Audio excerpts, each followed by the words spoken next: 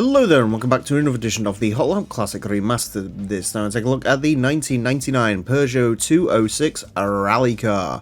This is the Peugeot special model for this game, and of course it is based on the iconic 206 WRC car. This, the 99, was the first year of the 206 rally car, and it's a bit of a genius creation this really, because Peugeot looked at the WRC rules and realised the car had to be, I believe it was 4,100mm, and so that's the reason why you saw Subaru with the Imprezas and Mitsubishi with the Evo.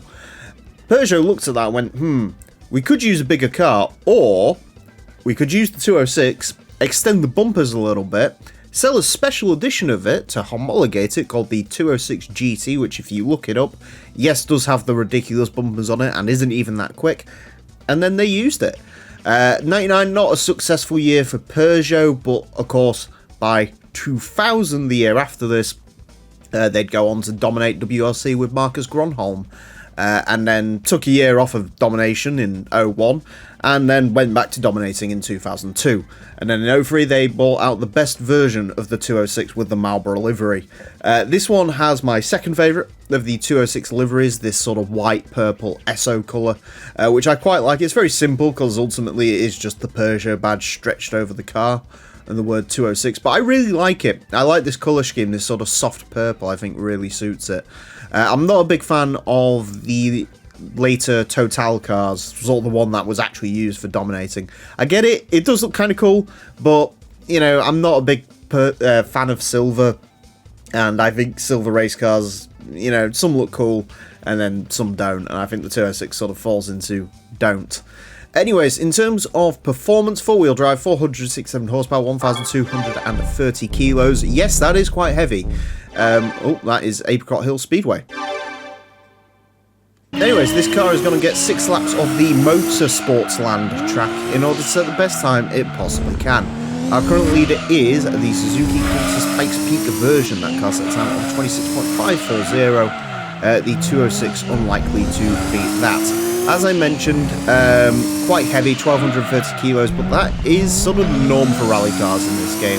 And realistically, as we've been doing this series, we found out there's 2 tiers of rally cars. There are the sort of more hopeless ones, the Ford Escort and the 1997 Corolla rally car, which sit around a 29.4, 29.5. And then there's the sort of other tier of rally cars, which sits around 28.9. So I'm not quite sure which camp the 206 is going to fit into. The one thing that concerns me with this car is it does have a very short wheelbase. We did have that with the Focus, and the Focus wasn't great to drive because of the wheelbase, I think, and obviously it was very sort of rolly, as rally cars are. But rally cars are pretty well set up for this track. So yeah, 28.9 sort of what we're aiming for in this one. Straight away, driving this, I can tell you I can feel the weight in it, absolutely. Oh, there's also the other tier of rally cars, which is the Mitsubishi Lancer Evolution, which is basically the quickest rally car of them all, apparently. Both the 5 and the 6. But yeah, straight away, it is a little bit, you can feel the weight, let's put it that way. You can also feel the lean through the corners. You sort of have to try and almost use that to your advantage, using the inertia to basically turn the car into the corners to the line. 28.951. So it will do a 28.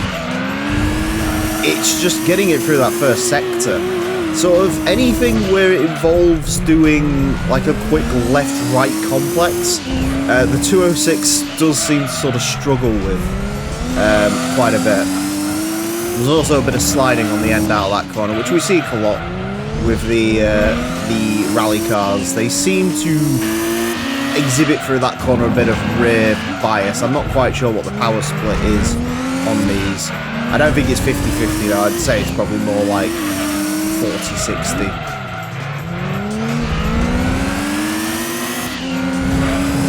Final lap.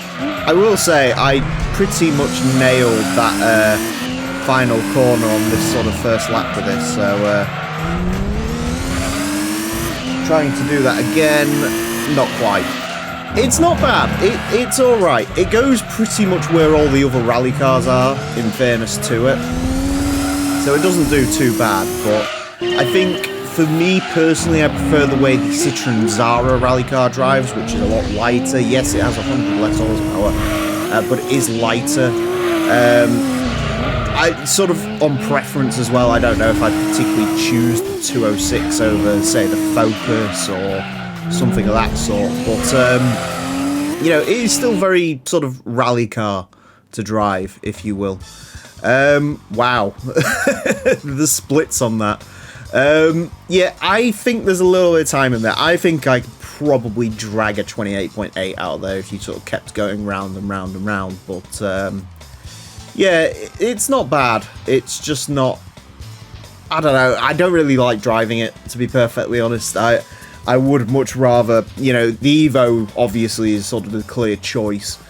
But I think from a handling perspective, I would rather have the Zara. Anyway, speaking of the Zara, a 28.951 will place this into 72nd place. It beats the Zara by a fraction. It's quicker than the Nissan Silvia LM Edition, the Castrol Mugen GT500 NSX, the Lotus Elise GT1. It is slightly slower than the Subaru Impreza rally car and the Ford Focus rally car. Obviously, a lot slower than the Evos by well over a second. I'm trying to see if there's anything else sort of relevant to this. Obviously, it beats out the likes of the Escort, the Corolla, and the Lancia Delta S4 rally car. So, yeah. As far as rally cars go, it's definitely in the mid-tier of them, which is sort of what I expected.